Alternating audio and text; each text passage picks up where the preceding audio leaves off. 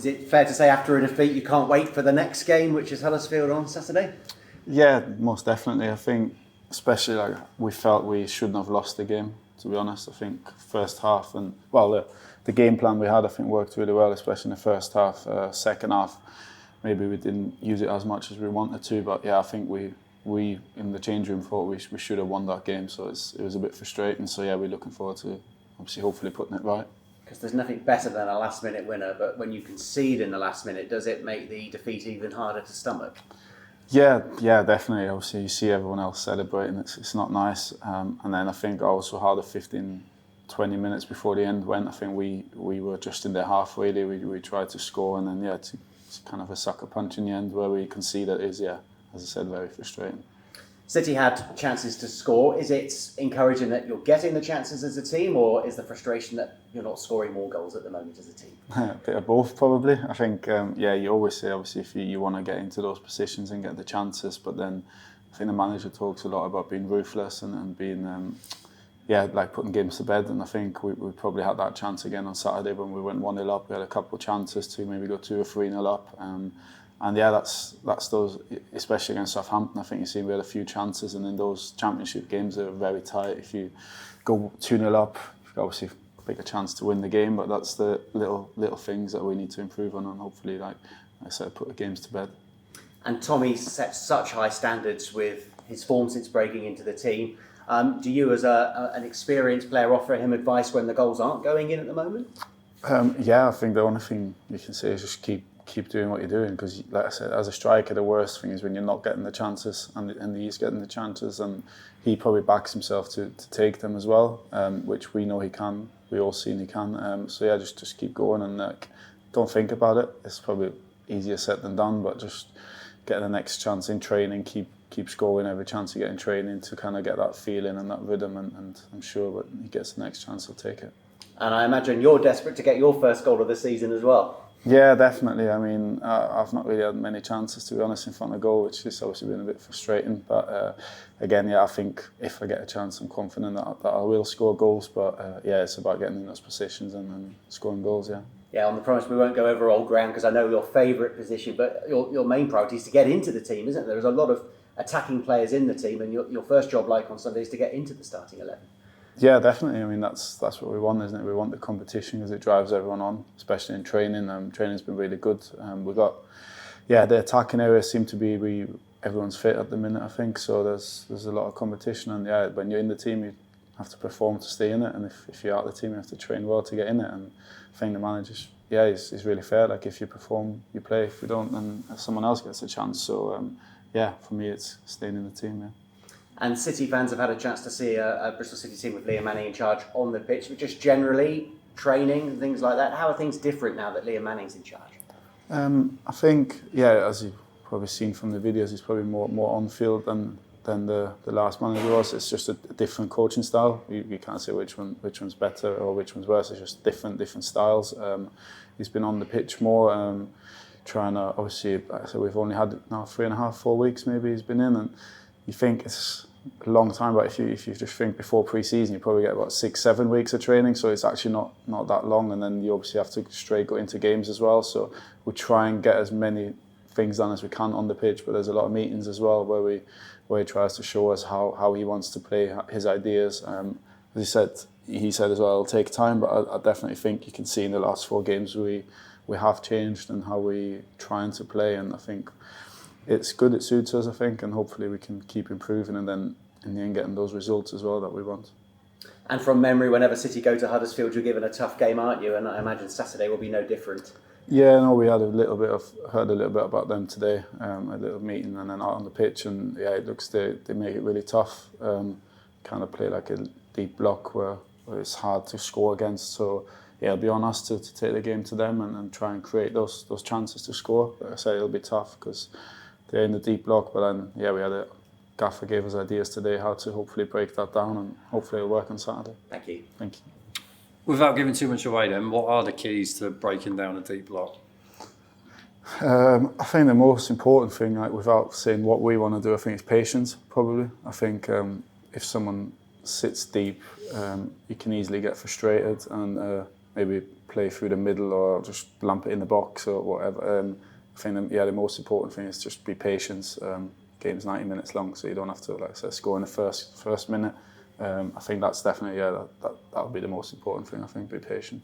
Do you have to work at that, players being patient? Because I guess, especially as an attacking player and you're sort of quite high energy and all that, your sort of first instinct is you're almost drawn to the goal, aren't you? Mm-hmm. Like, how much do you have to work on being patient? Or do you consider yourself quite patient on the pitch? Yeah, I think it probably, again, against the deep block, it probably changes a little bit, where you maybe not get as many touches as a forward, maybe because the game might be in front of them, so it might be more the defenders or the midfielders touching it. So yeah, you have to be patient in that sense, that you might not touch it 20 times but only 2 or 3 times, but then be ready when you touch it. I think that's the most important thing. Like, don't get frustrated, and maybe when the manager gives us an idea of how we can break them down, don't start running everywhere because you want to get a touch of the ball. Like, be patient and kind of stay in your position, and when the ball comes, then be ready, kind of thing.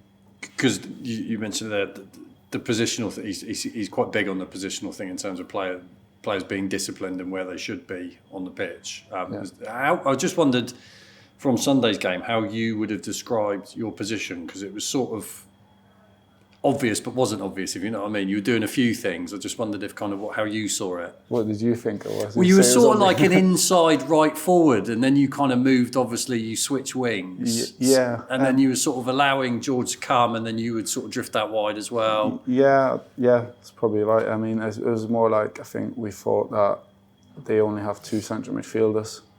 So I think our game plan was, I think you've seen it perfectly on the goal, where Knighty kind of went in the left 10 pocket and I went into the right 10.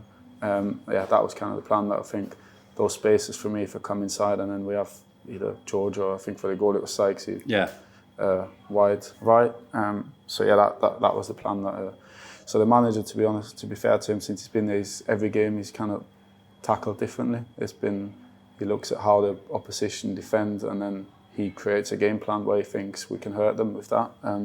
So yeah, he's big on the positions, but also those positions can change. So like for this game, it might be completely different than to what it was against Norwich, because as I just said, if they're in a deep block, we'll probably not have that space in that pocket. So yeah, every game's a little bit different, but he gives us lots of ideas. So I think that's really important when you're there on a Saturday, where you kind of have it in the back of your head where he wants you to be, and it makes it a little bit easier. Is there sort of onus on you playing that? I appreciate it might be different on Saturday, to support Tommy as well as sort of the midfield? Yeah, I think it's every one of the forwards players, to be honest. I think he wants, if the ball's wide, he wants at least 4 or 5 players in the box, so who's not crossing it, he wants to be in the box. Obviously for myself, I always like to be further forward in the box anyway, so I try and help Tommy as much as I can, How would you sort of consider your season? I guess it's been a bit of a strange, frustrating stop-start season. Yeah. Is that fair to say? Yeah, no, definitely. I mean, obviously with my foot injury in pre-season was very frustrating, because it kind of lasts a while. I think it probably, if I'm being totally honest, about 3 or 4 weeks ago is probably when it stopped hurting. Okay. So I've been obviously playing with a little bit of pain. So it's been really frustrating. It was just one of them things. Even when we've seen a specialist, he said it could last a week or it could last 6 months. So it's probably 3 or 4 in the end. But it was just, it's been frustrating in that sense that you want to be out there and you want to help, but you might not feel as good as you want to. It's not like an excuse that I haven't had the best season yet, but that's just been, obviously that's always in the back of your mind a little bit. So, but I think now the last 2, 3 weeks, 4 weeks maybe, I feel finally, like, touch wood, I feel like I'm fully fit. And could you explain, because obviously with the foot, excuse me, is it an acceleration thing? Was that the problem? It's a little, like, it's hard to explain. It was kind of a condition which was called plantar fasciitis. Yeah. Which, that when we've seen a specialist, he said that you're basically unlucky. That can just come on for anyone. It could get that, like I said, today, and it goes tomorrow, or it can last for a while. And he suggested rest was the best thing. So I think I rested it after the Preston game for a couple of weeks, and then obviously came on against Hull. Yeah. And then when I came on against Hull, it actually tore. So I actually had a tear then in my plantar fascia, which in the long run was the best thing that could have happened because it kind of released all that pressure. And then, it was just about getting kind of that sorted. And finally it's gone now. And given your contract's obviously up next summer, is there sort of is that something you're conscious of within the season itself? Not really, to be honest. I mean, I think everyone knows this is my 6th year now, so I'd love to stay here, of course. But it's down to me really. So I need to play well. I need to show the manager in training what I can do. And then I think I'm experienced enough to know what football's like. Like I need to perform to get a contract. That's the end of it really. I haven't had any chats or anything. I mean, the manager's only just through the door, so he's obviously assessing everyone, I guess, as well. So I'm sure those chats will come, but at the minute it's just try and play as much as I can and see where we go. And you're kind of in the position in your career, because I imagine as a younger player, that uncertainty can be difficult to deal with, but in a way you can kind of channel it in a positive way. Yeah, I think, definitely. I think if you're younger and you're out of country, you maybe stress a bit more maybe. I mean, for me it's there's nothing I can do as in if I get offered a contract because I played well. The only thing I can do is perform as good as I can, and then we can go from there. There's no point worrying or no point thinking about it every day. Let's just go and do what I've done the last 5.5 years. Try and play and be the same as I always have been and see what happens. Cheers, Andy. Thanks. Thank you. Hi, Andy. Liam mentioned when he first came in, he was kind of steadily making his way around player by player just to speak to them basically. I wonder what that chat was about. Was it about his goals and kind of your own personal goals for the team? I don't know if he's had that chat with you. Just I think about everything. I think he wants to obviously get to know everyone on a personal level. Then obviously also, of course, he's asking questions on how we worked before with the old manager, what he was, what we used to do in training, how a week looked like, all those sort of things, kind of, because it's hard, I think, for a manager to come in during the season because you kind of football, you have your set ways, and then just try to find out how we worked, and again about my personal life, like if I got family, those sort of things, and I think it's important that you know the background of people, and that's kind of how the chats have gone, to be honest. Yeah, and it's certainly been more emphasis on a bit more of a possession style, less back to front. Do you think that's kind of suited you, getting the ball at your feet a bit more and kind of spraying it about a bit? Me personally, or the team? You personally. For me, I mean, as a footballer, you always want to have the ball. You don't want to chase it. I think so. Personally, of course, I want to have the ball. But also as a team, I think we are quite good in possession. We can keep it. We've got players who are comfortable at the back to play out from the back. So that's how the manager wants to play. That's what we've been working on to get that right. It'll probably take time, as I said, to get it 100% right.